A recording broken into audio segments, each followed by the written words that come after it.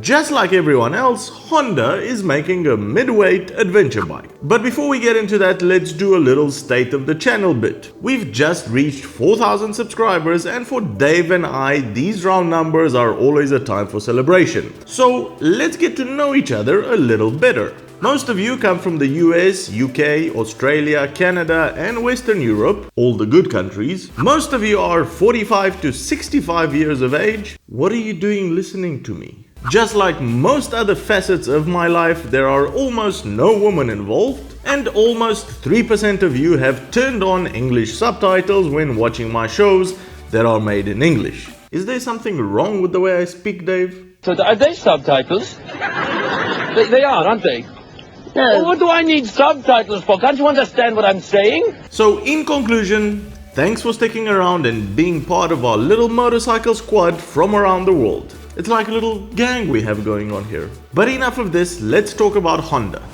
Get your motorbike news in a pleasant way. Hit that subscribe button and turn on your notifications so you don't miss the next episode. The Africa Twin has just become a mommy, a mother. First, it will get a little fatter. The current 1000cc version will be upgraded to 1100cc's next year. We've done a show about this earlier on. And then it will divide in two bikes, the 1100cc one and a midweight 850cc one. Yes, ladies and gentlemen, the Japanese bike company is doing some spring cleaning in its adventure lineup. At the moment, their touring adventure range is pretty extensive with 10 models stretching from the small CRF 250L to their large cross tourer, the VFR 1200X. However, sales numbers indicate that the Africa Twin massively outperforms all of the company's other bikes, and that could be because the Africa Twin is also off-road oriented. People need to know that their bike can hit off-road trails,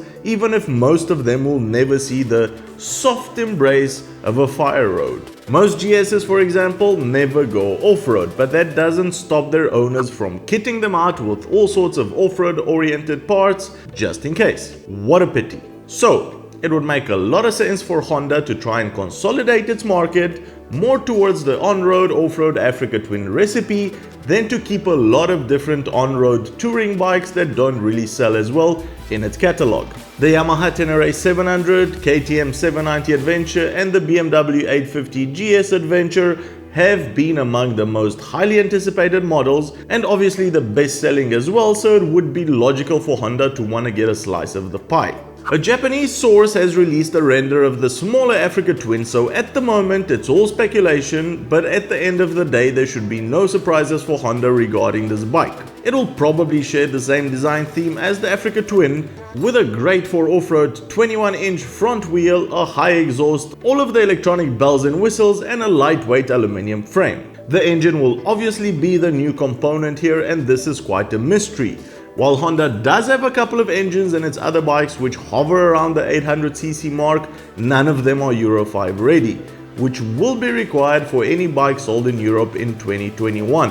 They will probably upgrade the larger 1100cc Africa Twin engine to Euro 5, but that can be used on the smaller 850 bike because just sleeving it down to 850 would just add unnecessary weight. Whatever they do decide to use will probably produce around 90 horsepower. The only question I have is a 250cc separation enough of a difference? Here I'm talking about the difference between the 850 and the soon to be released 1100cc engine. It would make more sense to go with a 700cc engine like the Tenere 700, and the difference between the two would be larger to differentiate properly.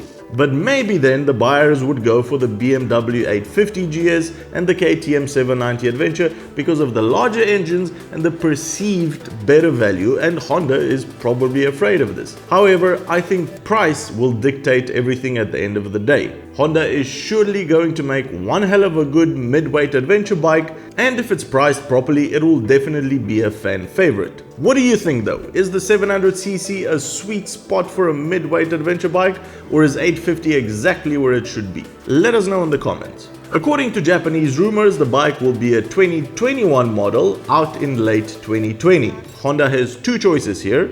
They could compete with the Yamaha on the cheap, basic and bulletproof side of the adventure spectrum and keep the price tag under $10,000, or they could pack it with all the bells and whistles and compete with KTM and BMW. Only time would tell, but in my opinion there won't be much of a difference between this and the larger Africa Twin.